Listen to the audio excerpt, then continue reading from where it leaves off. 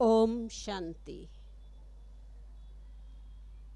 विश्व कल्याणकारी शिव शक्ति दाता परम पिता परमात्मा की अति प्रिय संतान मोढेरा सेवा केंद्र के पहले वार्षिक दिन पर इस मंच पर उपस्थित सर्वमान्य सर्व सम्माननीय परम श्रद्धेय परम वंदनीय उत्तर गुजरात की क्षेत्रीय संचालिका एवं ग्राम विकास प्रभाग की अध्यक्षा परम श्रद्धेय आदरणीय दीदी जी, मोढेरा सेवा केंद्र की संचालिका, अनेक आत्माओं की ज्योति जगाने वाली ज्योता वाली माँ ज्योतिबेन, सर्व माननीय केशव भाई, साथ में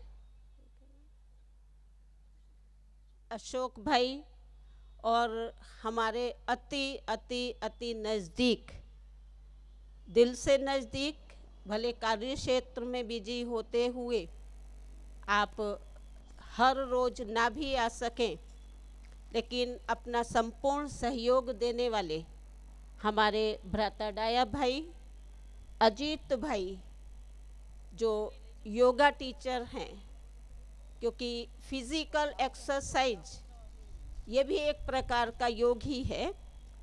स्वास्थ्य को अच्छा रखने के लिए, स्वास्थ्य लाभ को प्राप्त करने के लिए फिजिकल एक्सरसाइज वो भी ज़रूरी है, लेकिन साथ साथ आत्मा को तंदुरुस्त बनाने के लिए, आत्मा को शक्तिशाली सशक्त बनाने के लिए ये मेडिटेशन राजयोग भी ज़रूरी है।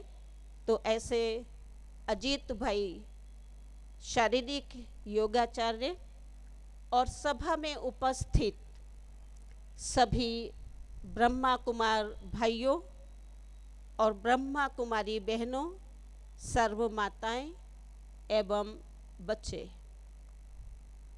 मोढेरा सेवा केंद्र के नवनिर्मित भवन का ये प्रथम वार्षिक उत्सव है।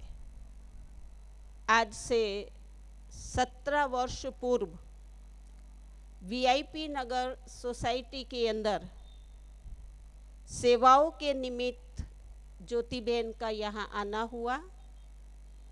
एक छोटे से मकान के अंदर कहो सेवा केंद्र की शुरुआत हुई। ज्योतिबेन ने सेवाओं की शुरुआत की। धीरे धीरे सेवाओं का बीज जो बोया गया, बढ़ते बढ़ते उसने अपना बड़ा रूप लिया, वृद्धि को प्राप्त होता गया। लगभग 18 वर्ष से मोढेरा रोड की जो भी आसपास की सोसाइटियाँ हैं या जो भी स्थल हैं, हर जगह खूब सुचारू रूप से ज्योतिबेन और साथ साथ भारतीबेन दोनों मिलकर के खूब सुंदर कार्यक्रमों का आयोजन करते और बाबा का ईश्वरीय संदेश पहुंचा रहे हैं। तो सेवा केंद्र की शुरुआत तो आज से 17 वर्ष पूर्व हुई, लेकिन पहले एक मकान जो अपने भाई, मैं समझती हूँ भानु भाई जो रेगुलर क्लास में पीस पैलेस आते हैं, उनका मकान था, वहाँ ये सेवाएं चली। उसके बाद फिर दूसरा मकान चेंज हुआ, तीसरा मकान चेंज हुआ और आज इस नवनिर्मित भवन के अंदर जो मूर्ति चैतन्य मूर्ति है, उसने स्थायी रूप से एक अपना स्थान प्राप्त कर लिया है। तो इस नवनिर्मित भवन के उपलक्ष्य में आज ये पहला प्रथम वार्षिक उत्सव से, और इसके साथ साथ एक और खुशी की बात कि जब ये भवन का निर्माण हुआ, ऐसे बहनें तो अनेक स्थान पर रहती हैं, सेवाएं करती हैं, कार्य वही होता है और सेवा करना ही हमारा कर्म और धर्म है। लेकिन सेवा करते करते जब वहाँ भाई बहनें निकल आते हैं, सेवाओं में सुचारू रूप से सहयोग देना शुरू कर देते हैं, तो स्थायी सेवा केंद्र जब हो जाता है तो उसको सर्टिफिकेट प्रदान किया जाता है। तो अभी ये मोढेरा सेवा केंद्र का ये सर्टिफाइड सेवा केंद्र स्थापित हो चुका है। ये भी हम सभी के लिए खुशी की बात है। और देवियों के खास करके नवरात्रि के दिन चल रहे हैं, तो देखा जाए तो नवरात्रि के अंदर जो भी जड़ देवियां हैं, जो मंदिरों के अंदर मूर्ति के रूप में विराजमान है, तो आखिर इन देवियों ने ये गुण और ये शक्तियाँ कहाँ से धारण की, वो शक्ति का स्रोत कौन है। कहा जाता है कि शिव से शक्ति प्राप्त करके शक्तियाँ मैदान में उतरी। शिव और शक्ति दोनों को उनका रूप माना जाता है। तो वर्तमान समय जब परमपिता परमात्मा इस धर्मग्लानि के समय सृष्टि पर अवतरित होते हैं और अवतरित होकर के अपना सुंदर कार्य उस नारी शक्ति के द्वारा ही कराते हैं। क्योंकि जो नारी शक्ति जिसका आदि काल के अंदर, सृष्टि के आदि काल के अंदर प्रथम स्थान था, कहा भी जाता है, हम जब भी किन्हीं भी देवी देवताओं को याद करते हैं तो हमेशा पहला नारी का ही नाम लिया जाता है। लक्ष्मी नारायण, राधे कृष्ण, सीता राम। क्योंकि आदि काल जब ये देवताओं की दुनिया थी, स्वर्ग की दुनिया थी, तो इस दुनिया में नारी प्रथम स्थान पर थी। परंतु समय चक्र, काल चक्र घूमता गया, फिरता गया, धीरे धीरे धीरे जो नारी प्रथम स्थान पर पूजनीय मानी जाती थी, जिसके लिए कहा जाता कि जहाँ नारी का वास होता है, जहाँ नारी की पूजा होती है, वहाँ देवताओं का वास होता है, वो नारी धीरे धीरे धीरे धीरे पतन की ओर चली गई। और आज कलयुग के अंत में अगर देखा जाए तो नारी का एकदम पतन हो चुका है। हमारे दूसरे भी या जो भी शास्त्रों के अंदर ये कि नारी नरक का द्वार है, नारी सर्पणी है, ऐसे अनेक अबला है, ऐसे अनेक नाम देकर के नारी का तिरस्कार किया गया। परंतु वर्तमान समय परमात्मा पिता सृष्टि ऊपर अवतरित होकर के उस ही नारी के मस्तक पर ज्ञान का कलश रख करके और नारियों को ये आदेश देते कि स्वर्ग का द्वार खोलने के निमित्त ये नारी शक्ति है।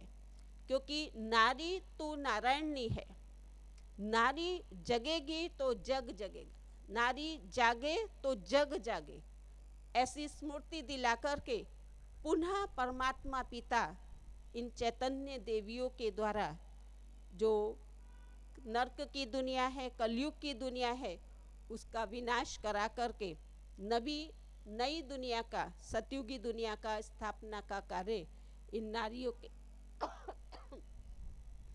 मस्तक पर कलश रख करके करा रहे हैं। जिसका यादगार ये 9 दिन जो भक्त लोग हैं सारी रात जाग कर के जगराता करते हैं, जागरण करते हैं, गरबा करते हैं। यहाँ तो अपने गुजरात के अंदर गरबा की प्रथा है और कई जगराता करके रात जाग कर के उनके गीतों की, उनके गुणों की महिमा गाते रहते हैं। वो नारी इस ही समय संगम युग पर परमात्मा पिता से शक्ति लेकर के अपने उस स्वरूप को तैयार कर रही है, जो चैतन्य में हम सामने में उस देवी का दर्शन कर रहे हैं, जो जड़ यादगार के रूप में पूजी जाती है।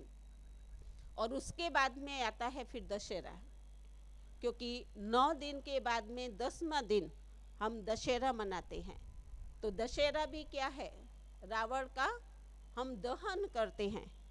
आखिर ये रावण कौन है? हर वर्ष रावण को जलाते हैं, लेकिन विडंबना और विचित्रता तो ये है कि वो वर्ष वर्ष बढ़ता जाता है। क्योंकि आज दुनिया में अगर चारों तरफ देखा जाए तो तमो प्रधानता इतनी अधिक बढ़ती जा रही है कि व्यक्ति की वृत्ति कहो या विषय विकार कहो, वो इतना अंदर और इतना अति में जा चुके हैं कि जिसका वर्णन करने की ज़रूरत नहीं है। क्योंकि आज के समाचार हर कोई व्यक्ति उन विकृतियों से परिचित है। तो ऐसे तमो प्रधानता के समय रावण क्या है? रावण मीन्स 5 विकार नारी और 5 विकार नर दोनों के 10 शीश बना करके एक रावण सिंबॉलिक रावण रूप बना दिया है। आप देखेंगे कि रावण के शीश 10 हैं, लेकिन 2 हाथ और 2 पैर बताए हैं। तो वास्तव में अगर देखा जाए, दूसरी रावण की एक विशेषता बताते हैं कि वो बहुत ज्ञानवान था, बहुत बुद्धिशाली था, और ज्ञानवान बुद्धिशाली होते हुए भी देखो उसके मस्तक पर गधे का शीश दिखाते हैं। तो ये निशानी है, ये एक यादगार है, सिंबॉलिक है कि आज का जो बुद्धिशाली व्यक्ति है, हर किसी के अंदर जो ये 5 विकार विद्यमान हैं, जिसके कारण से हर एक की बुद्धि जो है वो तमो प्रधान बन चुकी है। ऐसे भी कहा जाता है, काम क्रोध मद लोभ की जब घट लागे आंख, पंडित हो या मूर्खा दोनों एक समान। यानी कि जब इन विकारों की अग्नि व्यक्ति के अंदर जगती है तो चाहे वो पंडित कितना भी हो, ज्ञानी भी हो, रावण के लिए क्या बताते हैं, इतना ज्ञानी होते हुए भी उसका अंत में सर्वनाश क्यों हुआ? और किस शक्ति ने किया? राम ने उसका सर्वनाश किया। तो परमात्मा पिता आकर के इस ईश्वरीय ज्ञान और सहज राजयोग के शिक्षण के द्वारा व्यक्ति के अंदर जो आज बुराइयां हैं, जो विषय विकार हैं, ईर्ष्या है, नफरत है, लोभ है, काम है, क्रोध है, इन सभी बुराइयों को दूर करके रावण का दहन कराते हैं, रावण को खत्म कराते हैं। और आज रावण हर एक के अंदर सर्वव्यापक है। तो हमारे नवरात्रि के दिन में नवनिर्मित भवन का जो वार्षिक दिन आज हमारे सबके लिए एक खुशी की बात है, सुअवसर है। ज्योति बहन को भी बहुत खुशी है और खूब आनंद है। तो हम सभी भी इस नवरात्रि के उपलक्ष्य में और साथ साथ वार्षिक दिवस पर जब यहाँ इकट्ठे हुए हैं, तो खूब ज्योति बहन को और सेवा केंद्र की और अधिक दिन प्रतिदिन सेवाएं बढ़े, बाबा के बच्चों को संदेश मिले, वो अपना वर्षा प्राप्त करें, ऐसी खूब दिल की शुभ भावना, शुभकामना, अंतर कामना। ओम शांति।